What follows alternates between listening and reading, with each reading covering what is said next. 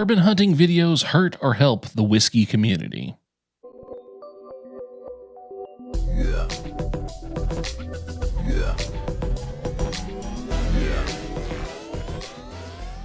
Welcome back to That Bourbon Dude. My name is Charles. Today we're going to talk about, did bourbon hunting videos hurt or help the overall bourbon community, the whiskey community, if you will, how it affected people.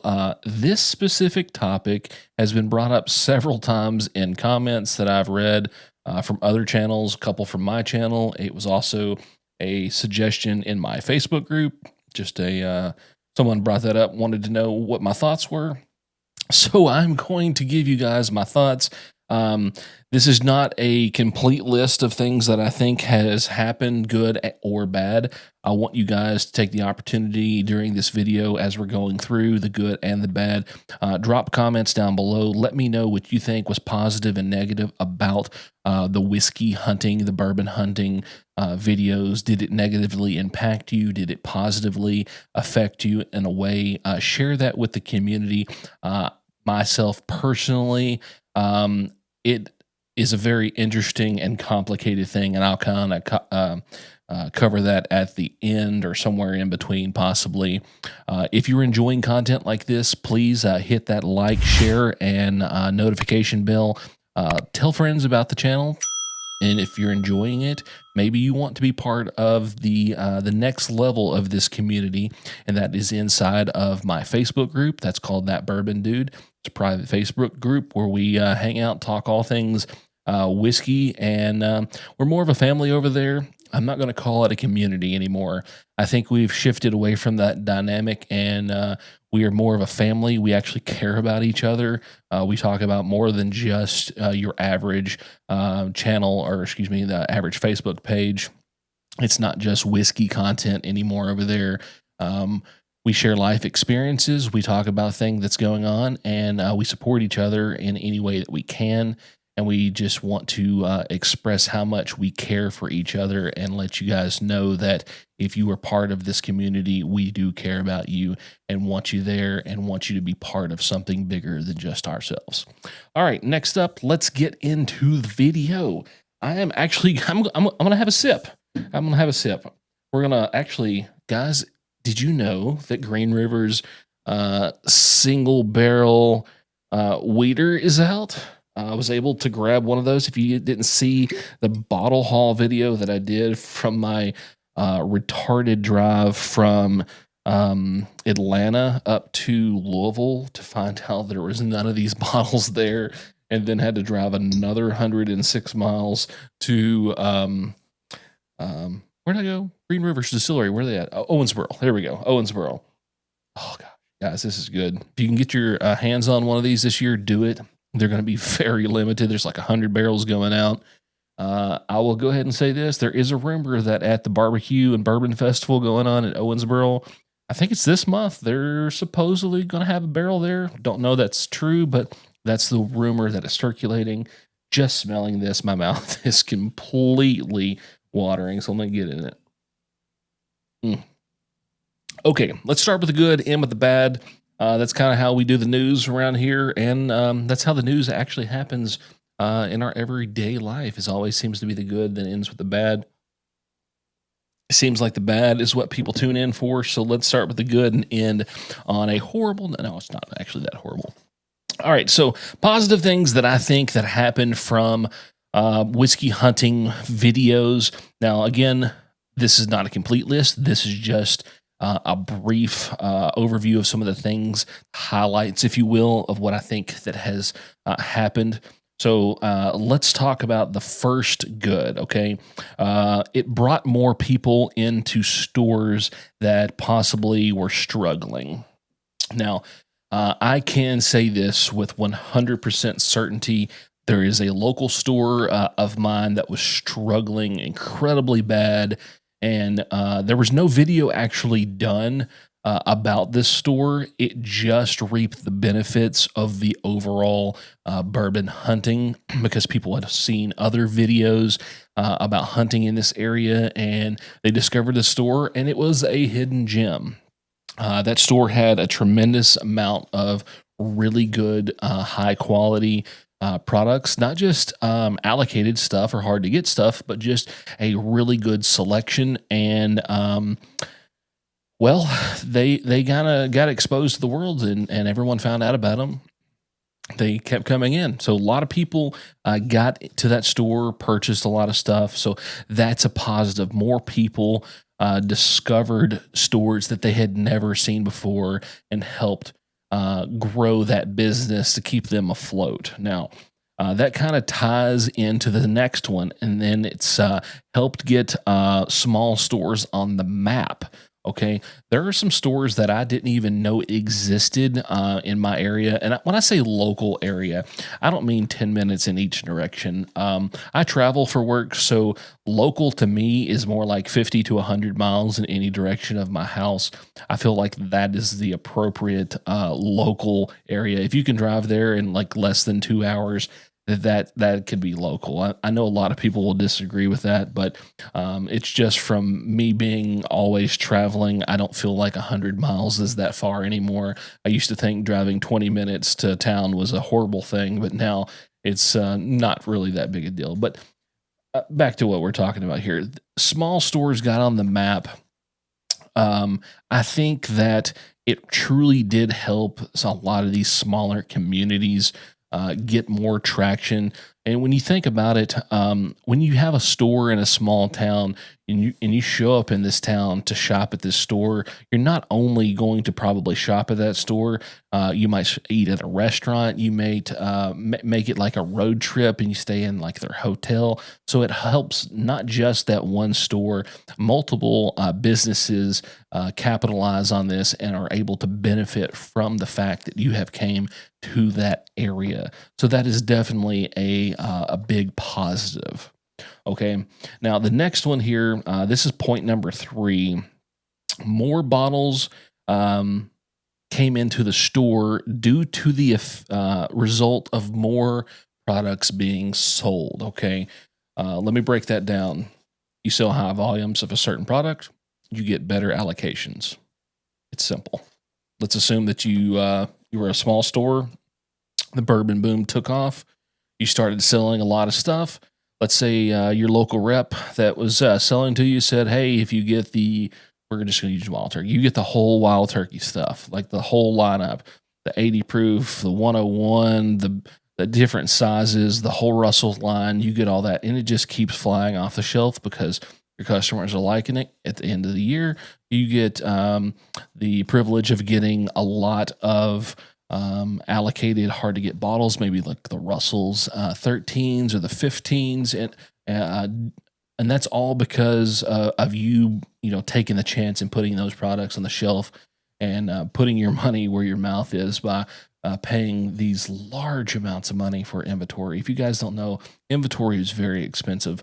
Even medium-sized to small-sized stores are still pulling like numbers like $250,000 just in inventory setting on the floor. So that's a lot of product. So don't forget these guys have a lot of money tied up in products. So if you go in a store that has hundreds and hundreds of SKUs, and I'm not just talking about like bourbon, whiskey, and rye, everything. That's a lot of money. So keep that in mind when you're shopping around. These guys got a lot of money tied up in it. All right. So the next thing I think that maybe helped out. Okay. And this one, maybe you guys won't agree with it because you might put it in the positive and the negative side. And that's going to be help the bourbon community. Now, it definitely caused the bourbon community to grow. And I don't know how to even put this into words, but I'm going to try. I think that watching these videos was a double-edged sword. So you had on the positive side, people would see it and they're like very passionate, and then they start looking for these same models.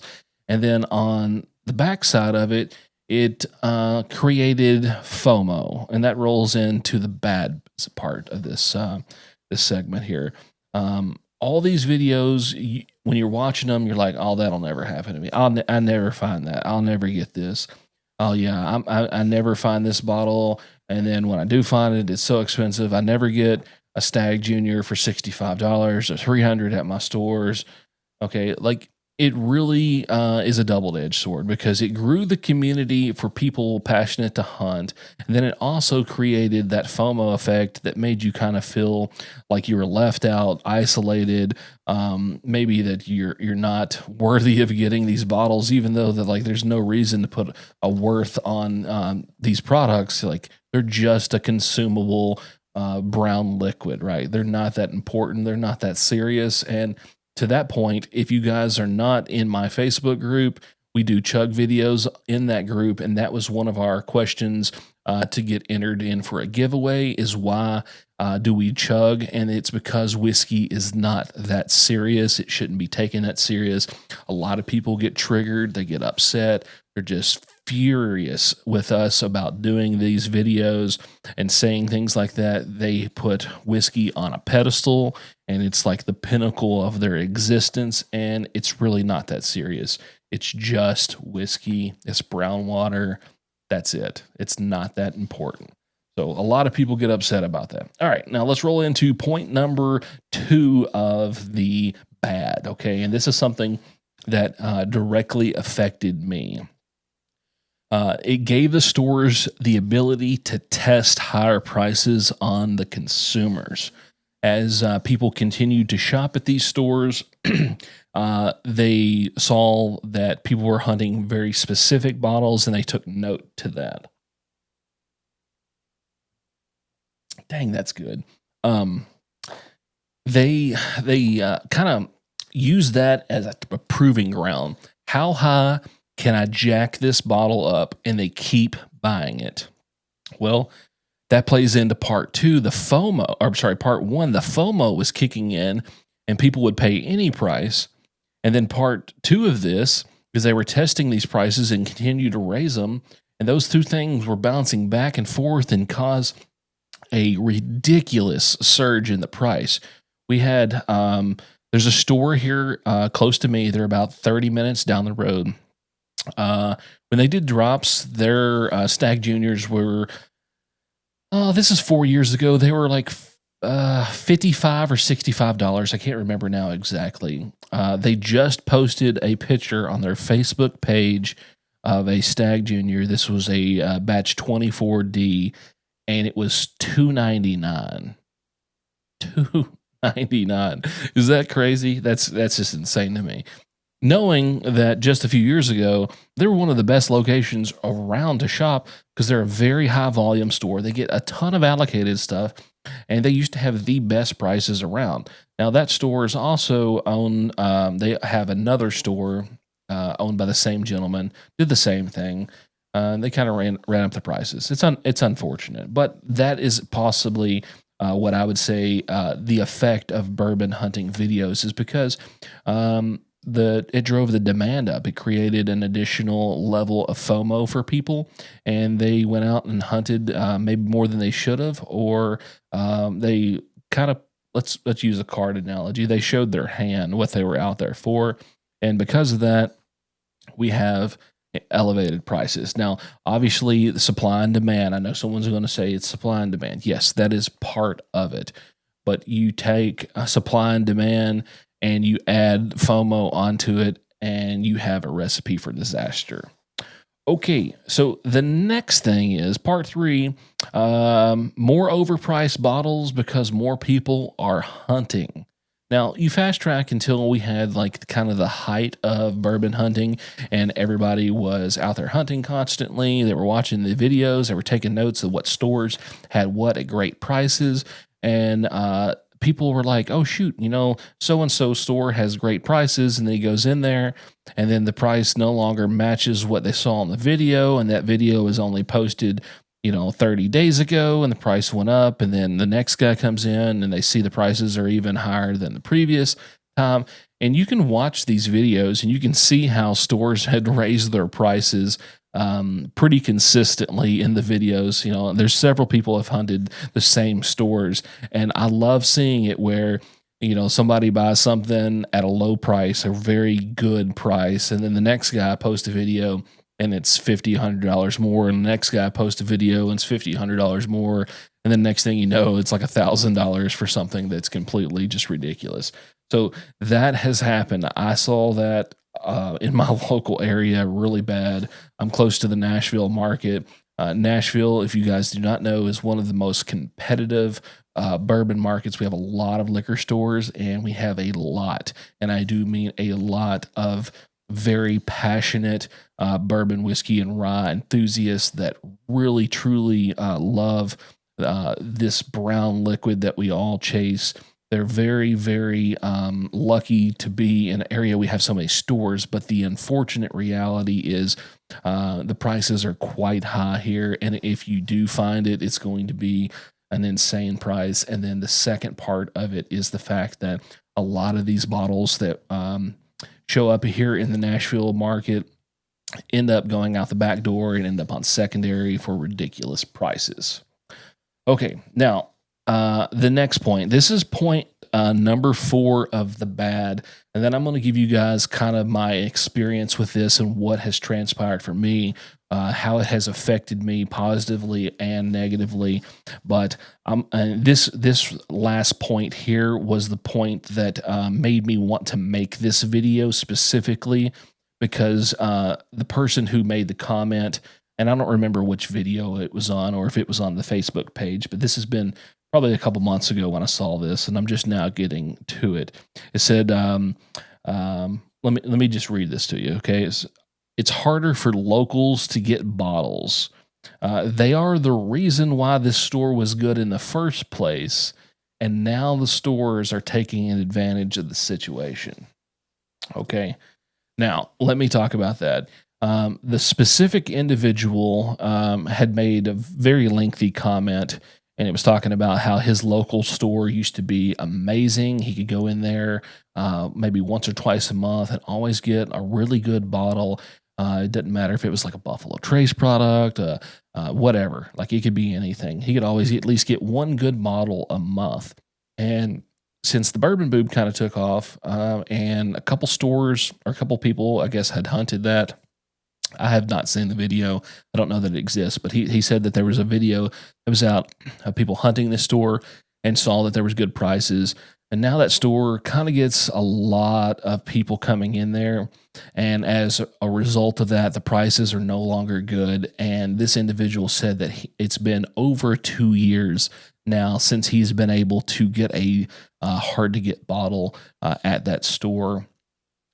That is the unfortunate reality of bourbon hunting videos that, like myself as a YouTuber, I don't go out and do bourbon hunting videos because I don't want someone to burn my honey hole. And I don't have a honey hole anymore. It's gone. Like it was exposed and it is gone. Like I don't have one in Kentucky or Tennessee anymore. I live kind of close to the state line. That is what happened for me. That store was exposed to be a really good store that offered really great prices.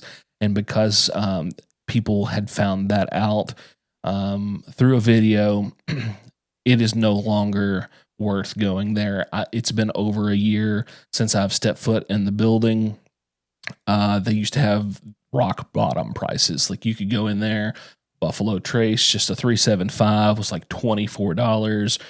Stag Juniors in there, I was picking them up for $52 when they came in. An E.H. Taylor small batch was like $60.